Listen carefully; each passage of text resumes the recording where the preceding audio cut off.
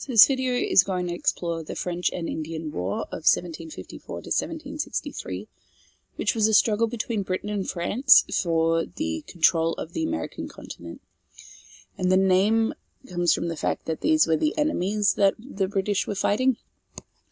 Both sides did have Native Americans fighting for them with the promise of land. So because the British had been encroaching on Native American land, the majority of Native Americans were willing to support the French. But the British did have the Iroquois Confederacy, which was a group of Native American tribes from the New York area who were willing to support them with the hope that they might get some more land rights out of this fight.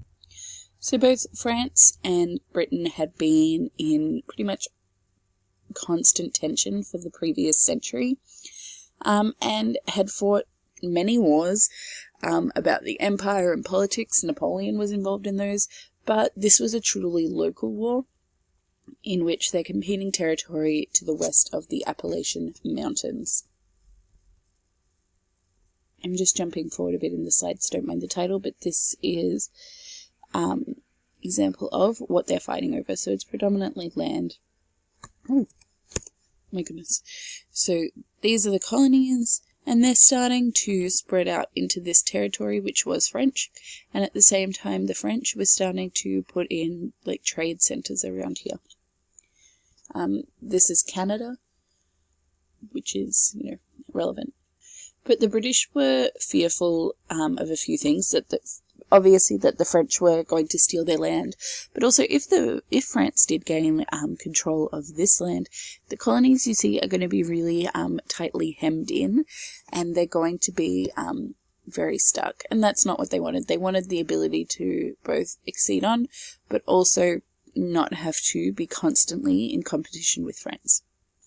So, to summarise, it was a battle over territory and fears that the French were encroaching, and that they would possibly spread French Catholicism, which was known as Papism.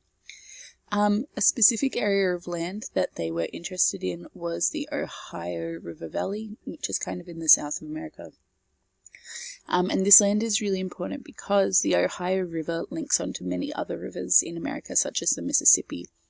And rivers are obviously play a very important role in trade, so they needed to ensure they had access to the Ohio River Valley in order to continue their trade. Now, the French and Indian War is also important because it saw a very young George Washington, this is not how we're used to seeing him, really take his own and kind of learn a lot about fighting. So he was just 21, and he was a major in the army, and the governor of Virginia, Robert Dinwiddie, he was concerned that the French were going to be expanding into the Ohio Valley. So Dinwiddie sent George Washington on a mission to confront these forces, and he was meant to deliver a message from the governor demanding that the French leave their region and stop harassing English traders. So he left and sort of struggled through the Appalachian region with a friend who spoke French. He battled snowstorms and a really just difficult time to get to where the French were. But then the French read this letter from the governor, from Dinwiddie, and basically said that there's no point, that the French king's claim to the Ohio Valley was incontestable and no one could take it from them.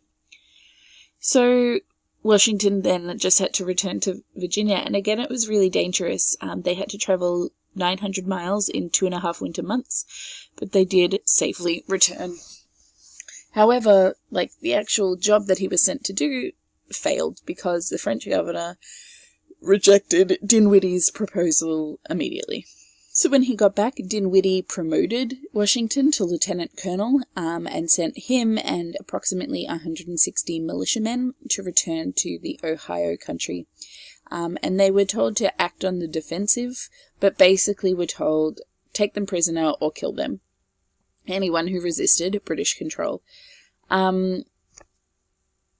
While they had sort of the element of surprise and some initial success, Ultimately, Washington started a gunfight with the French, who then captured his brigade, and they forced Washington to sign like a document admitting responsibility for the battle.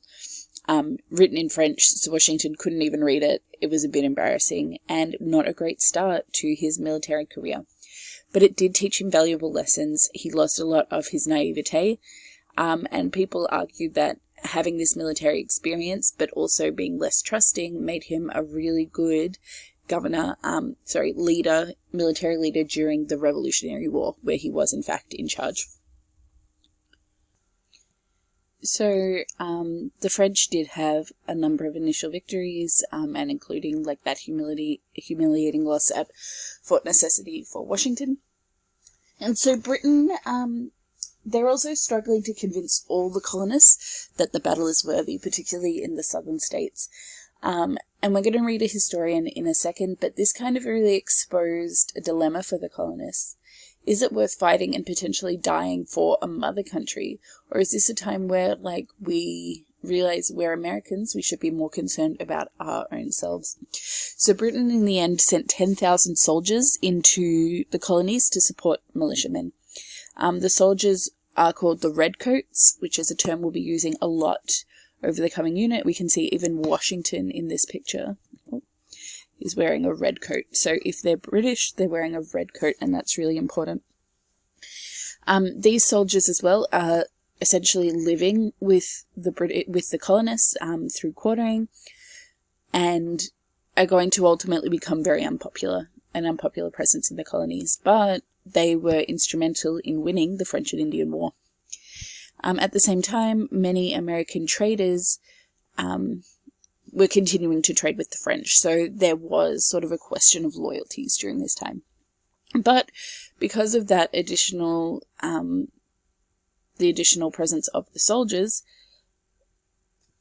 also I find this picture interesting. This is just from the Battle of Quebec, but I didn't notice before, but here we have, I think, Native Americans fighting behind him. It ends in complete British victory. So the two parties, France and Britain, signed the Treaty of Paris in 1763, which places all land east of the Mississippi River, as well as modern-day Canada, most of it, under the control of England. The French are removed as a political force in America, though thousands of their settlers have to remain. Particularly, that's why like Louisiana still has a really incredible French influence in the state. However, while it didn't have it wasn't a direct cause of the revolution, this battle and the Treaty of Paris are ultimately going to be a long-term cause of revolutionary sentiment. Some of the questions that we need to ask now are, what's going to happen to this region that Great Britain now owns beyond the colonies? How are we going to make the American colonists more responsible for their own defense? And what are we going to do about the considerable debt that Great Britain is in? They're now in a debt of about £130 million. So in order to answer all of these questions, Britain is going to have to change their policies quite a lot. So just a run through of the consequences. Britain is heavily in debt, so they're ultimately going to impose taxes on colonies and end salutary neglect. However, the colonists now have some military training and increased unity, and we're going to talk about where that unity comes from in a second. There's also increased tensions between colonists and Native Americans, many of whom were fighting on the side of the French, and this is going to lead in part to Pontiac's rebellion. We also have, so the Treaty of Paris gives all of this land to Great Britain, and France is salty, and they're going to support the Americans in the future. So at the same time that the war is happening in 1754, so actually quite early, Benjamin Franklin is an American colonist who is eventually going to become a founding father of America. And Benjamin Franklin organizes something called the Albany Congress in New York. And this is a conference where he got together pretty much for the first time representatives from the colonies and advocated or promoted that they work together and unionize so that they can have security and be able to defend the French. And he proposed a form of government which is very similar to what ended up happening after the Revolution. However, this was unsuccessful because many colonies did not want to risk losing their own sovereignty. Each colony, as we've said, was basically acting as its own little country. So to voluntarily join as a united colonies would mean that they would be losing some of their power, and they already had to deal with Britain, so they weren't keen on this. So even though this Congress is a failure, it is important to note because it showed the colonists that perhaps they could unify. And this is going to really play up in about 10-15 years when the revolution kicks off.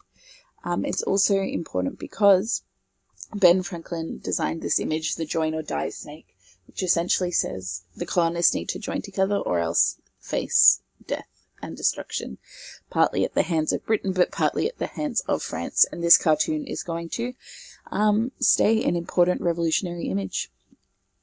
Here is a very important historical interpretation of the French and Indian War by a historian, Carol Birkin, who may or may not have killed her husband.